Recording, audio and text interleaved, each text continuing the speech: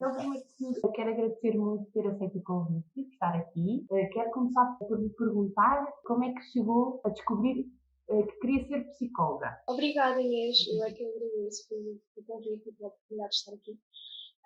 O caminho para a psicologia surgiu por curiosidade. Eu não fazia a mínima ideia o que queria seguir. Estava um bocadinho perdida no fim do secundário. Estava na área de ciências e tecnologia e via toda a gente aí para a enfermagem, para a medicina, para a engenharia e não me identificava com nada. E falaram-me da psicologia e falaram-me de um senhor chamado Freud e de umas teorias que me deixaram super curiosa. E então, no 12º ano, candidatei-me apenas a psicologia à minha faculdade, entrei, sem saber muito bem para onde ir, do que ia seguir. Foi uma decisão muito pouco ponderada, mas foi das melhores que eu tomei. Foi muito prazeroso. E ao longo do curso foi sempre gostando do que ia aprender, ia se identificando Sim, cada vez mais. sim, sem dúvida. Ia-me identificando cada vez mais, porque os primeiros anos são muito gerais, são muito generalistas, com várias disciplinas inerentes que não são propriamente patologia e psicologia, mas cada vez fui-me identificando mais e depois acabei por tirar o mestrado integrado em psicologia clínica, a área de especialização, portanto, foi mesmo psicologia clínica. E como é que chegou a estas doenças do comportamento alimentar? Durante o curso, nós mal abordávamos as perturbações do comportamento alimentar, muito pouco. Só brevemente a anorexia. Eu lembro que na altura foi difícil encontrar pesquisa bibliográfica, foi no exterior que conseguimos encontrar. E só quando surgiu mais tarde um caso, já na prática clínica, portanto, enquanto psicóloga, de uma criança, que inicialmente comecei pelo acompanhamento em crianças, uma criança com excesso de peso, em que a nutricionista da instituição sugeriu que os pais virem ter comigo porque tinham hábitos alimentares que eram muito importantes para a mudança do comportamento alimentar desta criança, é que eu comecei realmente a despertar o interesse na área do comportamento alimentar e a perceber como para aquela família era tão difícil gerir a alimentação e o impacto que ela tinha até a nível emocional naquela família. Foi aí então que eu comecei a ter interesse. Curiosamente, dentro da minha prática clínica, não surgem, por vezes, tantos casos de perturbação alimentar assim, puros, diretos. Surgem muitos quadros de perturbação de ansiedade que, por trás, vêm sempre tocar na má relação com a comida. Muitos deles, ou possíveis compulsões alimentares que existem, não como primeira queixa, mas como secundária. E aí comecei realmente a pesquisar, dentro da área da psicologia, dentro da área dos problemas alimentares. Em Portugal não consegui encontrar muita informação, acho que ainda está... É pouco explorado, não é? Não há muito... Sim. Há algumas áreas realmente hospitalares que se preocupam muito com a parte da anorexia e da obesidade, e fazem um trabalho extraordinário, sim, mas a nível de formação parece-me até já conversei com algumas colegas minhas da área e há uma enorme lacuna, então mais uma vez tive que ir para o exterior, não é? De bibliografia, de investigação, de curso, quer dos Estados Unidos, Reino Unido, Austrália, Espanha, já estão muito mais desenvolvidos. Sim. Eu sempre tive uma relação muito estranha com a comida, tanto era muito minha amiga como a minha pior inimiga. E eu também sentia isso que era. Então, mas eu não sou anorética, não sou bulímica. O que é que eu tenho? Onde é que eu encaixo? Exatamente, onde é que eu encaixo? Se isto é uma doença, onde é que eu encaixo? É difícil, não é? Às vezes as pessoas perceberem ou terem, quando procuram, saber onde procurar e ter respostas. Sim, sem dúvida. E é muito esse extremo, ou a anorexia, ou a obesidade, ou a bulimia, e depois todas as outras perturbações do comportamento alimentar não são pouco faladas ainda, começam agora a ser mais faladas, e é fundamental, porque às vezes chegam até mim pessoas que andam constantemente em nutricionistas e sabem imenso já de nutrição, devido a andarem há muitos anos nos nutricionistas e têm dossiês de planos alimentares que foram acumulando. E que nunca resultam, não é? E que nunca resulta, porque o problema emocional não está resolvido, mas a pessoa não sabe. E, portanto, acho que este tipo de informação é importante ir-se partilhando. A pessoa depois sente-se fracassada. Então, eu tenho um dossiê cheio de dietas e sei o que é que tenho que fazer, não é? É comer menos e fazer exercício físico e gastar. Então, o que é que se passa aqui? E até chegar a si, não é? É assim uma história toda de luta muito grande. A pessoa sente-se perdida. Sim, e se calhar muitas vezes com a sensação de fracasso, que a Inês estava a dizer, e também de fracasso de eu tenho que comer mais, eu sei quais são os alimentos que são bons para a minha saúde. Há depois muito este auto-julgamento, não é? Eu não tenho a força de vontade quase, que é um bocadinho que a sociedade às vezes diz, que é uma questão de força de vontade. E que leva a essa frustração e ansiedade de tentativas falhadas recorrentes. Isto leva-nos à nossa pergunta, que é, Carla, o que é que pode estar por detrás destes distúrbios alimentares? Portanto, existe uma panóplia de coisas que podem existir, certo? Sim. Essa é a pergunta que nós queremos sempre saber, não é? O que é que está por trás, afinal, de um comportamento alimentar, de uma compulsão alimentar? Não existe um fator único. É importante nós termos ideia que é importante dividir a situação em duas questões. Primeiro, quais são os fatores que podem ter potenciado a compulsão alimentar e fazendo-a evoluir, e quais são aqueles que estão a mantê-la, porque podem ser diferentes. E os que a iniciaram até podem já nem estar presentes e podem já não fazer sentido, e o que está a manter é que é a principal preocupação. A nível dos fatores que a podem desenvolver são vários. Nós temos fatores físicos, psicológicos, sociais. Por exemplo, há determinadas características da personalidade que podem e que estão associadas, que a investigação demonstra que estão associadas a algum tipo de desenvolvimento de perturbação alimentar, nomeadamente uma baixa autoestima, o perfeccionismo, pessoas que são muito perfeccionistas no trabalho, ou no exercício físico, ou na alimentação, e que às vezes são demasiado rígidas, e quando este perfeccionismo não funciona, é uma espécie de falta de controlo, e causa muita frustração. Por exemplo, um tipo de pensamento que é um pensamento negativo, que é um pensamento distorcido, que em psicologia caracteriza-se pelo pensamento dicotómico, que é o tudo ou nada. Ou é preto ou é branco, o alimento ou é bom ou é mau, não há meio termo. E quase que se comportam de acordo com isto, o alimento ou é bom ou é mau, ou eu como o que é saudável ou descamba tudo. Eu sentia-me muito assim, quando se fala de tudo ou nada, eu identifico-me a 1000%, porque eu quando estava em restrição e quando era às dietas, eu portava-me bem, eu estava ali super focada e aquilo era uma coisa autêntica.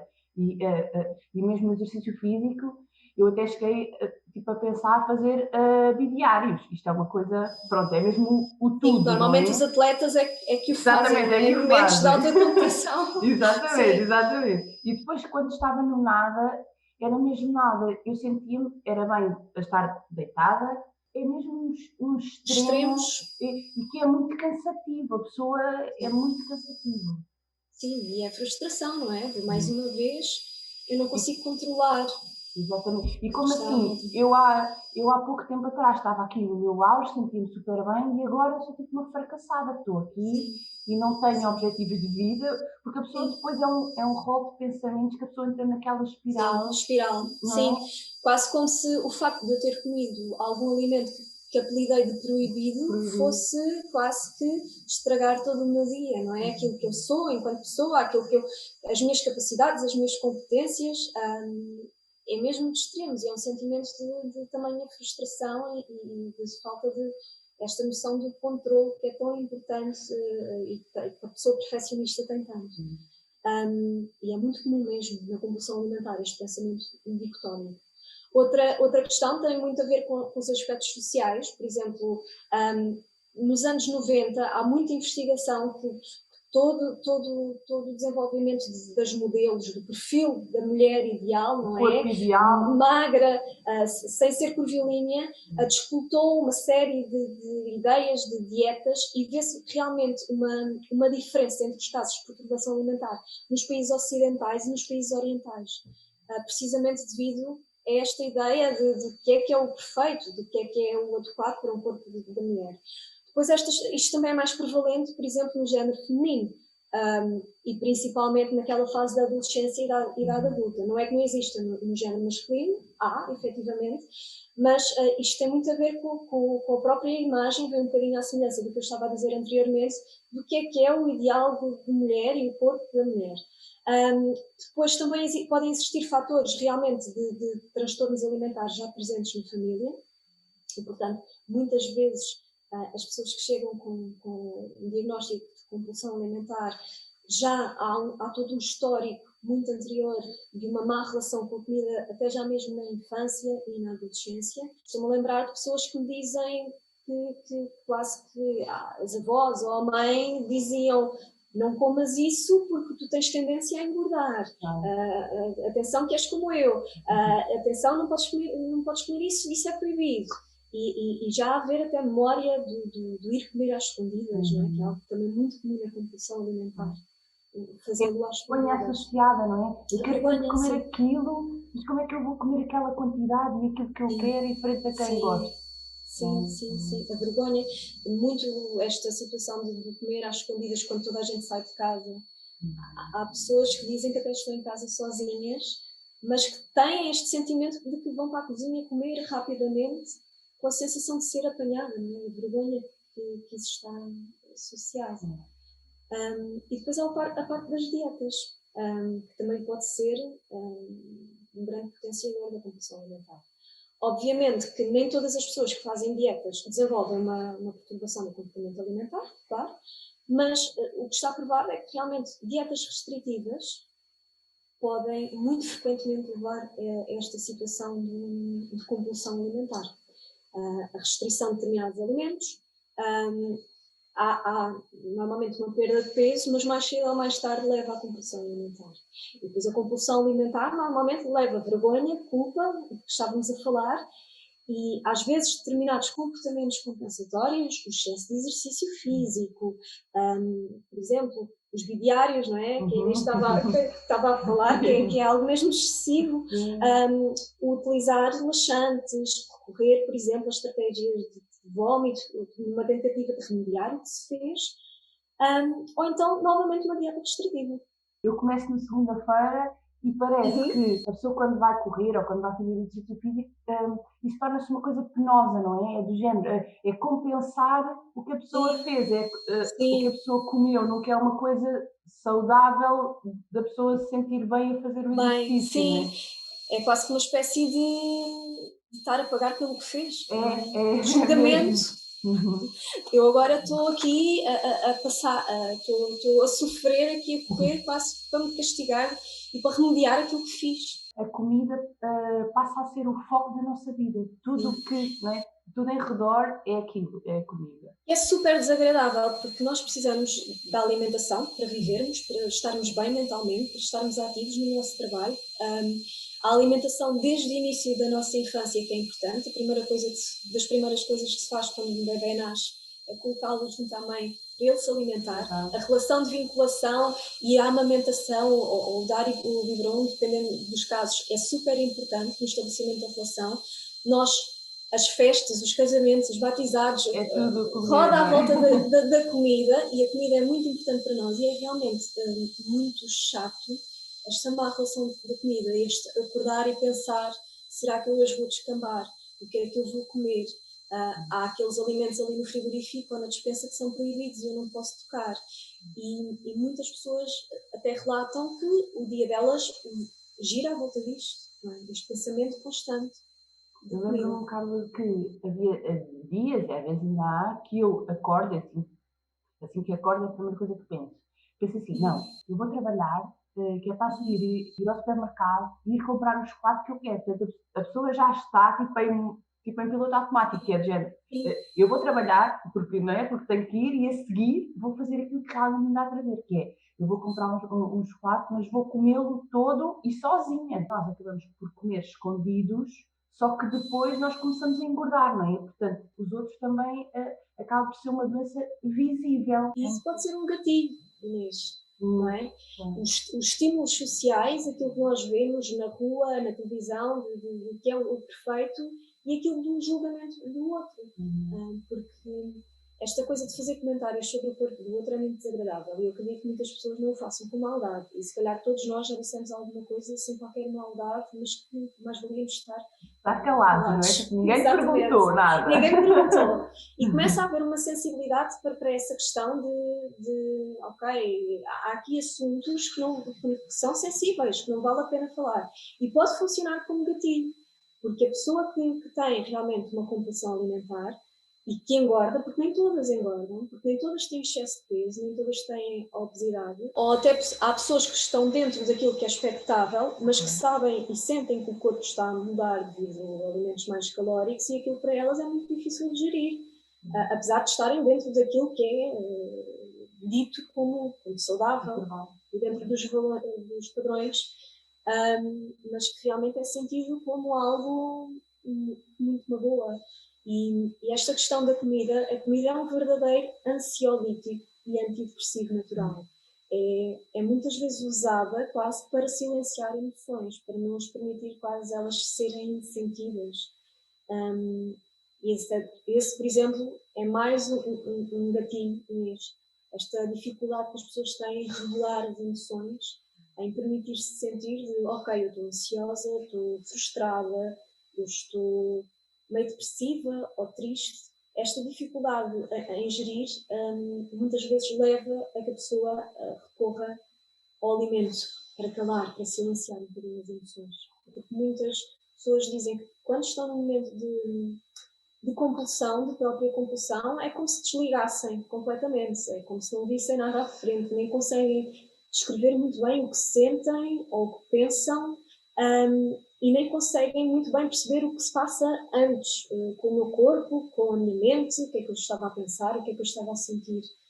E lá está, mais uma vez a comida para tentar silenciar estas emoções, mas é o que a Inês estava a dizer, mais cedo ou mais tarde, depois ainda se tem um sentimento de culpa maior no fim disto tudo. Ainda pior, ainda fica mais pesado.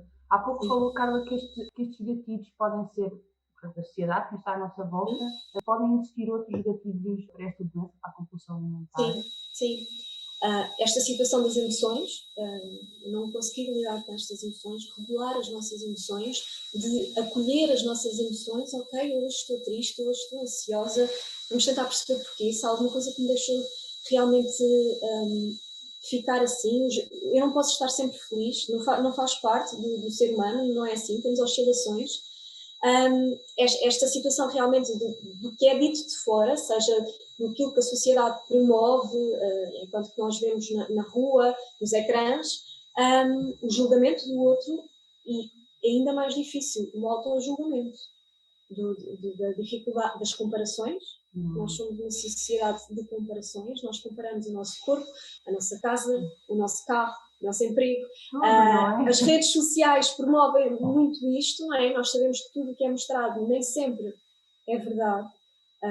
E felizmente acho que as pessoas já começam a ter mais consciência disso, mas nós comparamos muito, o nosso corpo, as mulheres há uma tendência de comparar muito o corpo, o julgamento, e esta falta de autocompaixão pode causar aqui também como negativo. Para além disso, mais uma vez, os alimentos proibidos, o tudo ou nada, aquilo é proibido, e o fruto proibido é mais apetecido. É mais apetecido, é o que nós queremos comer, não é? Sim. Esta ideia de proibição e de exigências e de coisas rígidas que eu faço não ajuda nada e pode funcionar como um negativo mesmo. E depois há muitas pessoas que usam a comida para sentirem-se relaxadas, para premiar-se. Eu estou cansada, eu vou comer.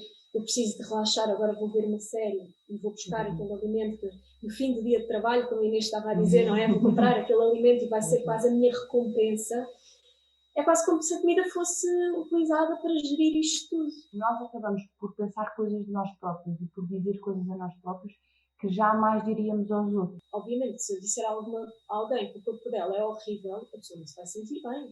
O que é que eu faço comigo? O que é que eu vou para o espelho, não é? E faço comigo. E eu acho que isto parte muito da aceitação de quem eu sou. E normalmente as pessoas, quando ouvem aceitação, acham esta conversa muito estranha, porque associam logo aceitação quase... Resignado, não é? Sim, resignado, passivo, mas não é isso. Se realmente hoje é um dia de agosto, eu apetece-me ir para a praia, não tenho o meu corpo como eu quero, tenho celulite, etc., tudo bem, ok, é o meu corpo, eu aceito, eu ainda assim vou à praia, mas se eu realmente quero mudar, depois vou trabalhar para isso, vou me informar com alguém especializado, com calma, respeitando o processo natural, dando-me tempo, o meu tempo é diferente do tempo de outras pessoas, porque somos todos diferentes. O que funciona com o outro pode não funcionar comigo. Se na medicação não é assim, porque é que havia de ser na psicologia, na alimentação? E são anos, anos e anos a fio que nós pensamos assim, não é? E pensamos isto em relação a nós, portanto também não é assim num estalar de dedos que vamos mudar este processo, não é? Sim, é um trabalho de autoconhecimento. O trabalho da aceitação é um trabalho de autoconhecimento. E realmente é começar a pensar, como a Inês estava a dizer, ok, se eu não diz isto a outra pessoa, porque é que estou a dizer a mim? Carla, e quem está a ouvir, como e onde é que a pode encontrar? Podem me encontrar no Instagram, Carla Correia, psicóloga, que é a minha página de Instagram, é a forma mais fácil de me encontrarem. Eu aconselho sempre as pessoas que pensam que possam ter uma compulsão alimentar, porque realmente podem não ter esta perturbação definida, mas realmente ter uma relação pouco saudável com a comida, a procurar sempre ajuda especializada. Há imensos psicólogos meus colegas que acabam por tentar especializar dentro desta área. Há pessoas na área da nutrição, há pessoas na área da enfermagem que tentam se especializar dentro desta área. Portanto, há muitos profissionais que podem recorrer especializados para o processo ser menos doloroso. As pessoas têm imensas estratégias dentro delas, têm imensas competências dentro delas e muitas vezes o que se passa é que não estão a saber colocá-las em marcha, não é? Portanto, na prática. E às vezes é preciso uma ajuda externa para esse trabalho de autoconhecimento, para perceber o que podem fazer, para se autodescobrirem e muitas vezes adquirir até outros tipos de estratégias que não tenham e, portanto, desenvolverem. E sem dúvida que, tanto na área da ansiedade como na compulsão, em qualquer tipo de área, não são só as estratégias e os sintomas que nós sentimos, mas ir à raiz do problema, porque isto tem sempre uma raiz por trás, tem sempre uma causa por trás. Carla, quero agradecer muito o seu tempo, a sua disponibilidade. Obrigada. Acho que foi super útil, super clara nas mensagens e acho que quem nos está a ouvir se vai identificar. Eu pelo menos identifiquei-me com muitas das coisas que disse, não é? Parece que tem ali um livro escrito que é aquilo que nós sentimos. E quero agradecer muito o seu tempo e a sua disponibilidade. Obrigada, Inês. Acho que é super importante irmos informando cada vez mais as pessoas para não se sentirem como a Inês se sentiu, não é? Onde é que eu me encaixo? A quem é que eu posso pedir ajuda? Muito obrigada. O seu é fundamental. Obrigada. Obrigada eu.